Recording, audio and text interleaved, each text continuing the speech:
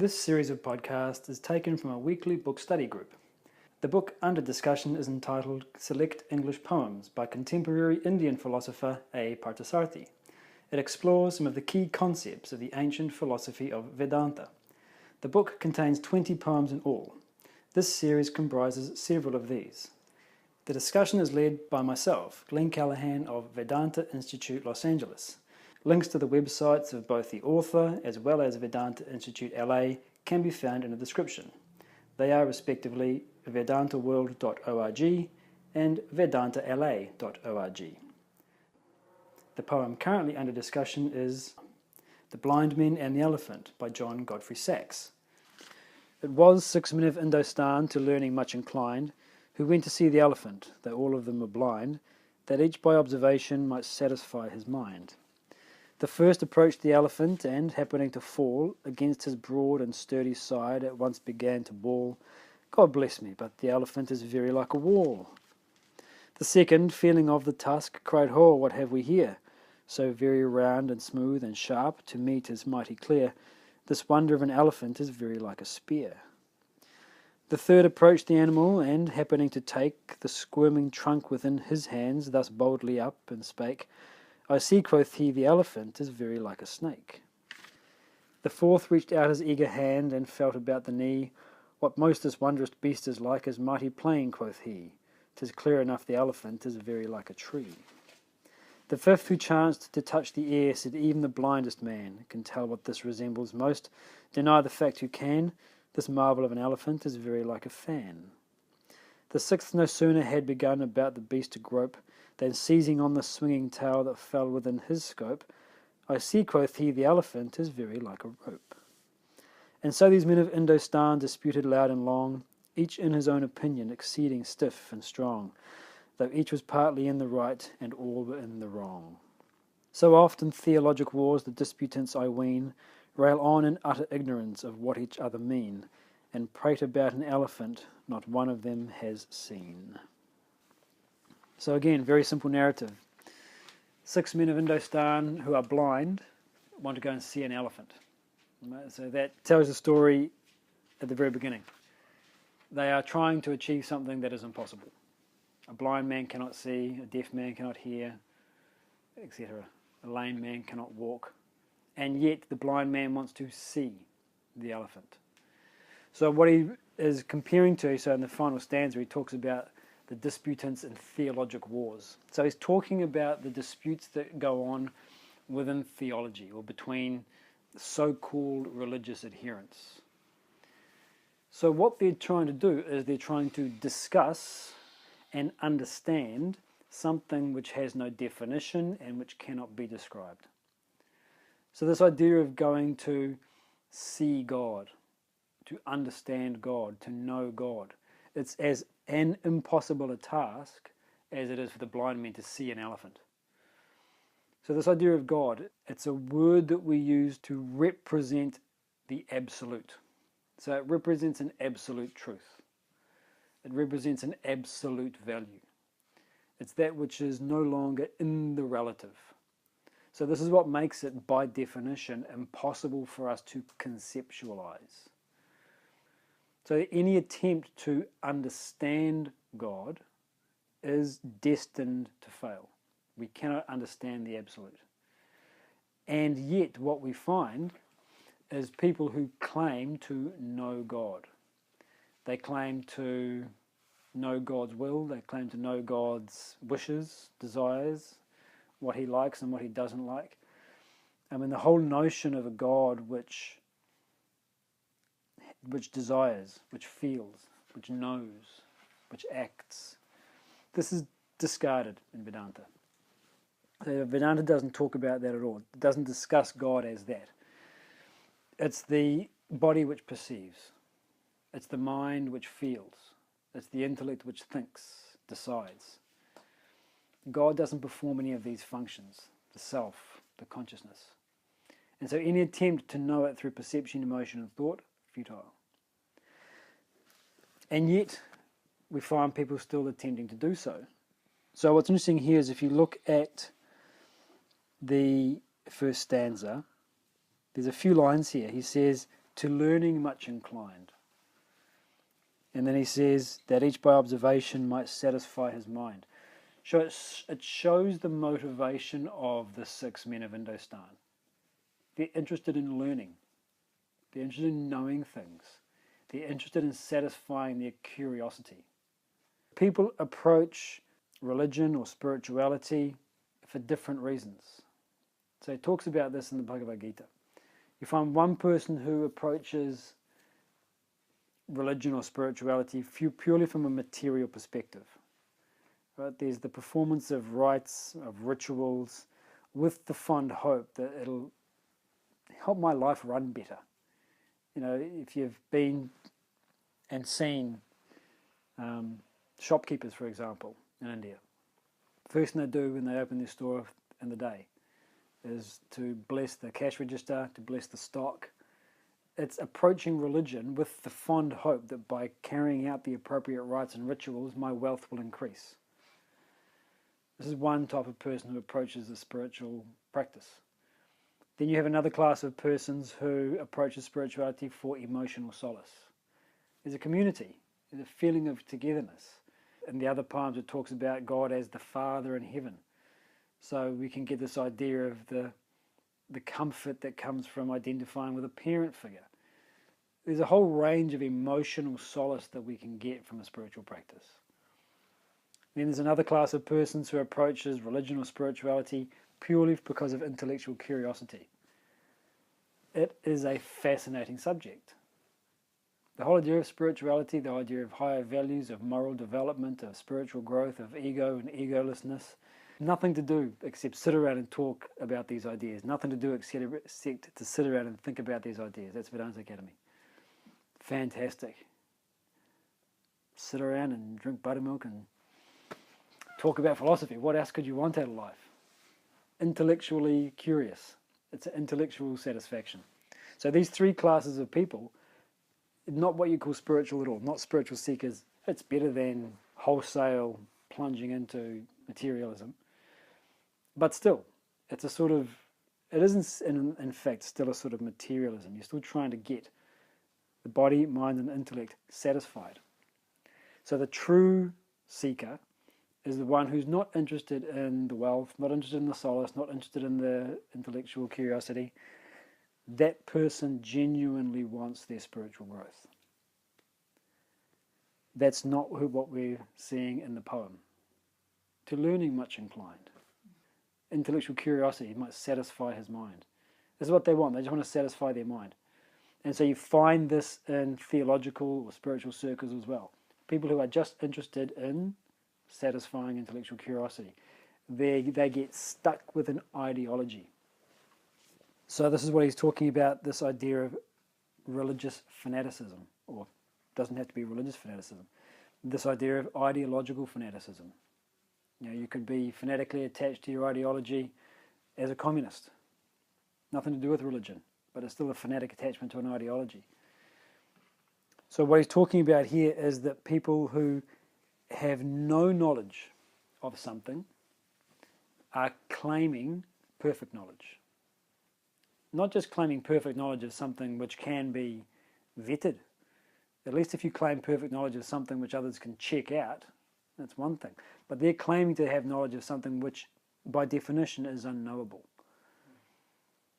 And these people are ostensibly theologians, or they're religious, or they're spiritual seekers. By no stretch of the imagination can you call such a person a spiritual seeker. Because they're not interested in removing the ego. They're interested in being right, to learning much inclined. Might just be a polite way of saying to being right, much inclined. I mean, we're all inclined to being right, but some people are much more attached to it than others. You've probably met people who just like a dog with a bone. Others who are not so hung up on being right all the time. Yeah, okay, you're right. Happy to drop their thoughts. But what we're finding here is a fanatic attachment. And so this is what happens. We get fanatically attached to an ideology, or to a deity, or to a personality, or to a text, or to a culture. And that fanatic attachment passes off as a spiritual practice. It passes off as, in a sense, as faith. The religious fanatic is someone who has zero faith. So the religious fanatic can call himself, I'm a man of faith. I know God exists, and I know that this is what he wants, and I know that this is what he does not want. The person lacks faith. How? What is faith?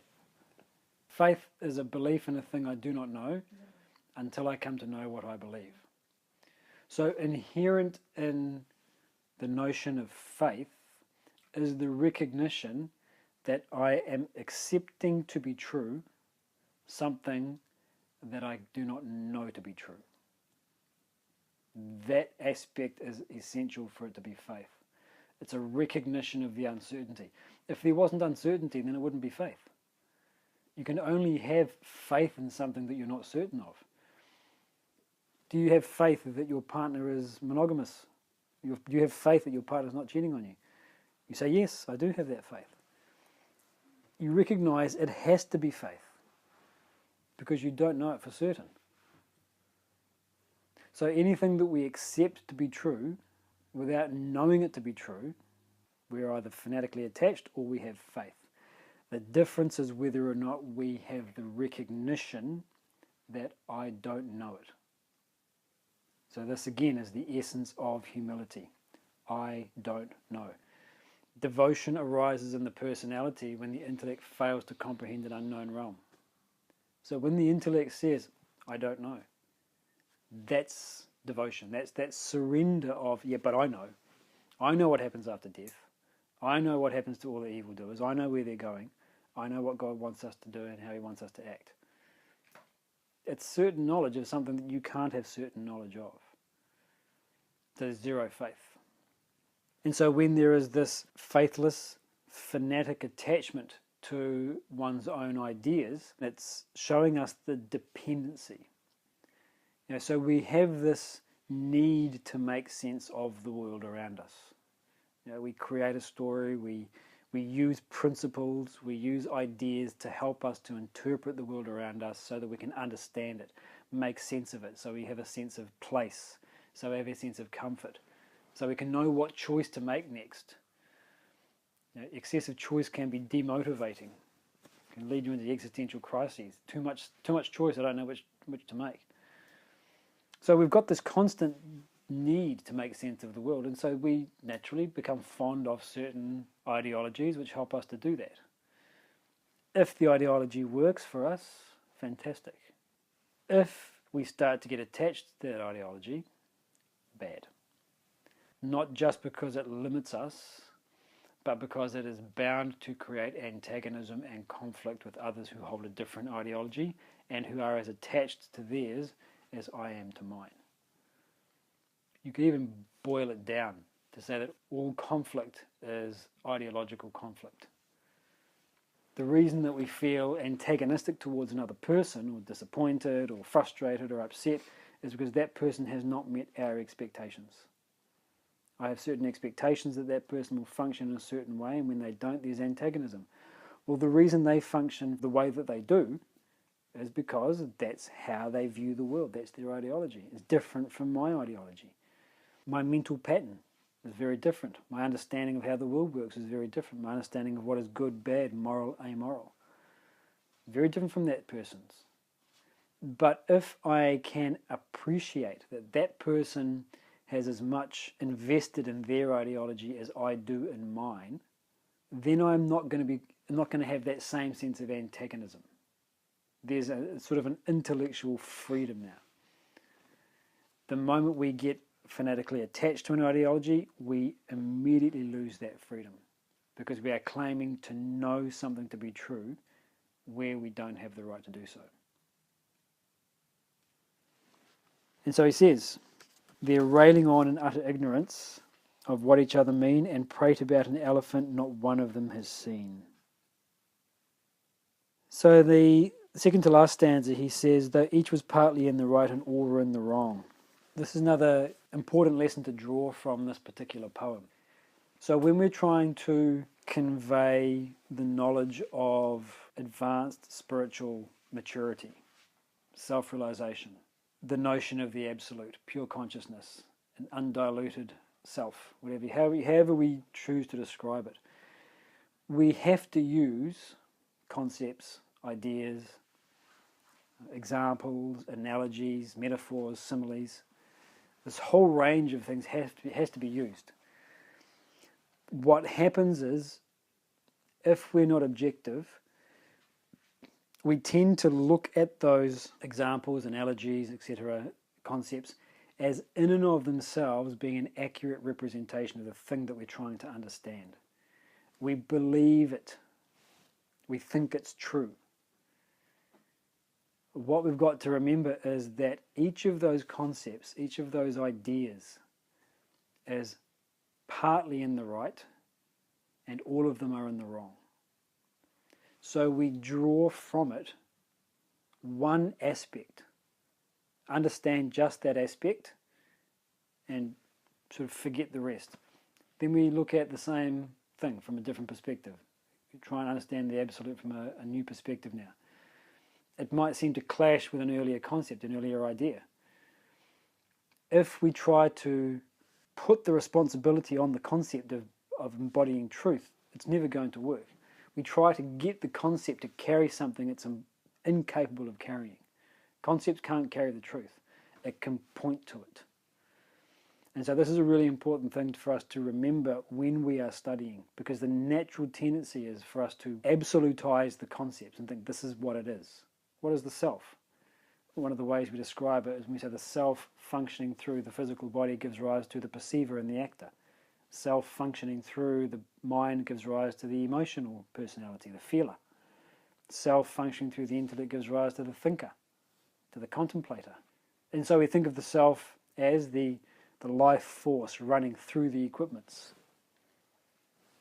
Great, it's a beautiful concept, but fundamentally wrong. Where's it running through? What's it passing through, as it were? The self is all pervading. How can it pass through something?